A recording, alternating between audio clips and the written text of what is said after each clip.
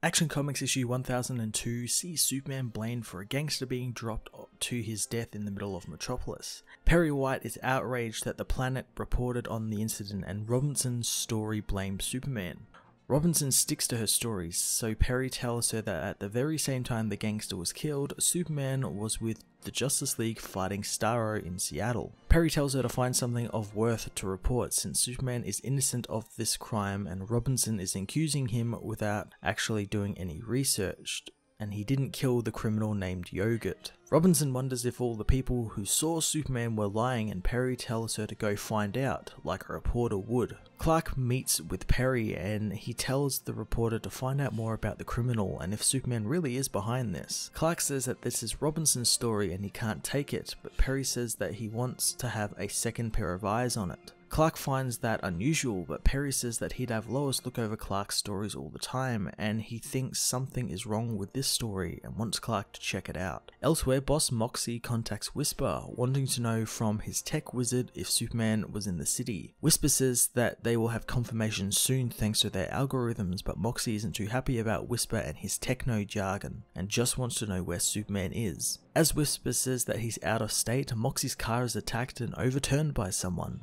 That someone is revealed to be Guardian. Guardian knows Moxie's men have been committing the fires and now they're tossing people off of roofs and he's going to pay. Moxie says that he didn't do any of the fires or threw anyone off the building, but Guardian doesn't believe him. As the hero threatens the criminal, Red Cloud appears, saying no one was worried about the Guardian at all. Later on in the Metropolis hospital, Maggie Sawyer is taken to see Guardian, who is in a coma. Maggie can't believe that the Guardian would kill Boss Moxie, but other officers don't think he did kill Moxie since nothing pointed to him laying a hand on the criminal. Jim reawakens long enough to tell Maggie the name Red Cloud. Heading to Jurgen's bar, Clark bumbles around looking for who the bar patrons are drinking to. He soon learns they are drinking in memory of Yogurt, who was supposedly killed by Superman. He is confronted by an angry giant of a man, who soon breaks down after learning Clark recently lost someone as well. During a round of drinks, Clark learns that Yogurt wasn't the one who lit all of the fires, just some of them. Reporting his findings to Perry, Clark states that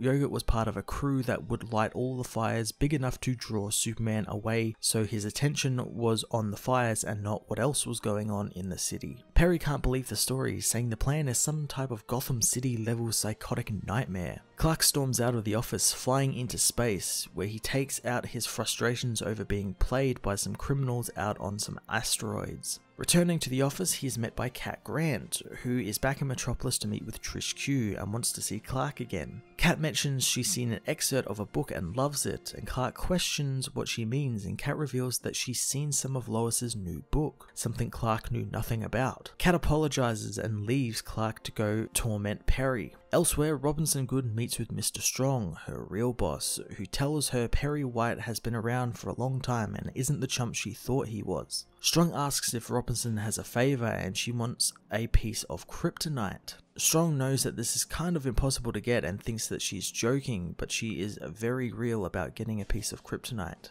Strong reveals that his boss, a mysterious woman, is listening in and tells Goode that she will try and get her a piece of the radioactive rock. Meanwhile, a disguised Lois leaves a local food stand with her food and is surprised to see Superman waiting for her, meaning she has to come clean on why she is on Earth and how she got there. Action Comics issue 1002 was a really great issue that furthers the fact that Bendis should just be writing this book instead of both Superman titles. The story he's creating in this series plays to his strength of crafting great street level and crime based stories. I'm very much enjoying a look at the criminal element within Metropolis and how they operate with Superman, and how Clark Kent, more than Superman, is tasked with stopping them by being an actual investigative reporter. The return of the Guardian was also really awesome, and I'm also glad that it's the Jim Harper version of the Guardian and not the weird one named Michael we got during the New 52. I'm very excited to learn more about Red Cloud, what Robinson Goode is up to, and why and how Lois is back on Earth. I'm going to give this issue a 9 out of 10.